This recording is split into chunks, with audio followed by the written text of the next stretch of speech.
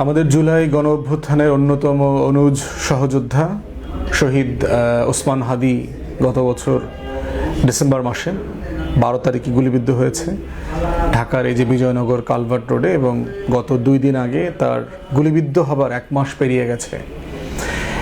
এবং দুঃখজনক হলেও সত্য যে এখনো তদন্ত এবং আসল যারা আসামি ছিল তাদেরকে গ্রেফতার করবার ক্ষেত্রে খুব বড় ধরনের সফলতা আমরা দেখতে পাচ্ছি না। যদিও যে ফয়সাল নামক যে ছেলেটাকে শুটার হিসেবে আইডেন্টিফাই করা হয়েছে, তার বাবা মা বোন আত্মীয় স্বজন, বর্তমান বউ সাবেক বউ মিলায় অনেককে জিজ্ঞাসাবাদ করা হয়েছে, গ্রেফতার করা হয়েছে, হেফাজতে নেওয়া হয়েছে, সেগুলো করা হয়েছে এবং একটা বিচারিক প্রক্রিয়া চলছে। এবং বিচারিক প্রক্রিয়াতে চার্জশিট দেবার একটা আলোচনাও আমরা শুনতে পাচ্ছি সম্প্রতি হবে। কিন্তু গ্রহণযোগ্য একটা এবং আশ্বস্ত করবার মতো জায়গা যেটা, যে বিচারিক প্রক্রিয়াটা চলছে এবং আসল আসামিদেরকে ধরবার জন্য চেষ্টা করা হচ্ছে, এই জায়গাটা বিষয়টা থমকে আছে। এবং ওই আসামি ধরবার ক্ষেত্রে 2টা বক্তব্য আছে। একটা হচ্ছে যে সে মোমেন শাহী দিয়ে গারো যে সম্প্রদায় আছে, ফিলিপ নামে একটা লোক, তাদের একটা চক্রের মধ্য দিয়ে সে মেঘালয়ে পালিয়ে চলে গেছে এবং মেঘালয় পুলিশ তাকে গ্রেফতার করেছে, সে ওখানেই পালায় আছে, অথবা আসামে আছে, গৌহাটি কোথাও কোনো এলাকায় লুকায় আছে, এরকম একটা খবর যেমন আছে।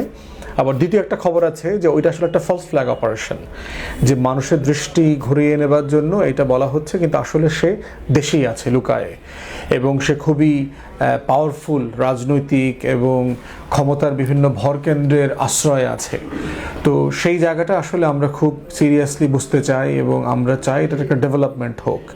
এই ঘটনাটা যেন সাগররুনির মতো মাসের পর মাস, বছরের পর বছর না ঘুরে এবং 123 বারের মতো চার্জশিট দেওয়ার দিন তারিখ পরিবর্তন করবার কোনো নাটকে পরিণত না হয়। তাই আমরা অন্তর্বর্তীকালীন সরকার এবং যারা এই বিচারিক প্রক্রিয়া, তদন্ত প্রক্রিয়া, পুলিশিং, এসবি, ডিবি যারা এগুলো করছে এবং গোয়েন্দা সংস্থাগুলো, তাদের যারা দায়িত্বশীল ব্যক্তিবর্গ আছে তাদেরকে আমরা আহ্বান করছি যে জাতির এই সূর্য সন্তান, বাংলাদেশের আজাদির এবং ইনসাফের লড়াইয়ে কিংবদন্তি হয়ে গেছে আমাদের ছোট ভাই হাদি, তার মৃত্যুর বিচার, তার শাহাদাতের বিচার যদি আমরা করতে না পারি, তাহলে গণ অভ্যুত্থান পরবর্তী নতুন বাংলাদেশ বিনির্মাণের যে লড়াই, সেটাকে ছোট করা হবে, হেয় করা হবে। এবং ফেব্রুয়ারি মাসেও যে নির্বাচন আসতেছে আগামী দিনে, সেই নির্বাচনের একটা মুদ্রা জায়গা হচ্ছে জুলাই সনদের ভিত্তিতে বাংলাদেশটাকে ঢেলে সাজানো, নতুন রাজনৈতিক বন্দোবস্ত করা, সংস্কার, বিচার, এগুলোকে এগিয়ে নিয়ে যাওয়া।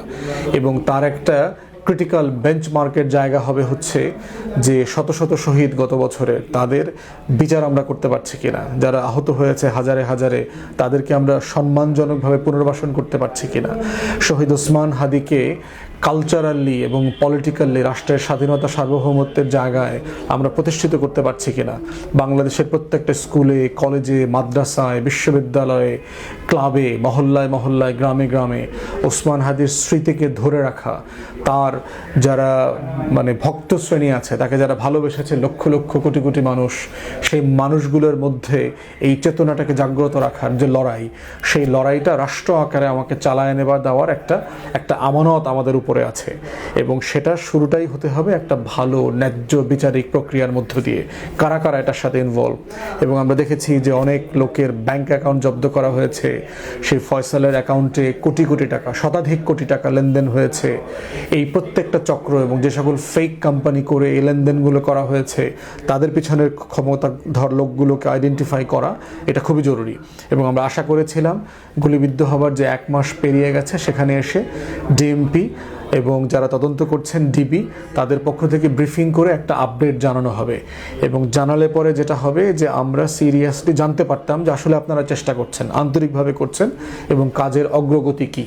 এবং আমরা এখন আহ্বান করছি যে অবিলম্বে আপনারা একটা ব্রিফিং করে জাতিকে আশ্বস্ত করবেন এবং জানাবেন যে আসলে শহীদ ওসমান হাদির এই বিচারিক প্রক্রিয়াটা অথবা তদন্ত প্রক্রিয়াটা কোন জায়গাতে থেমে আছে।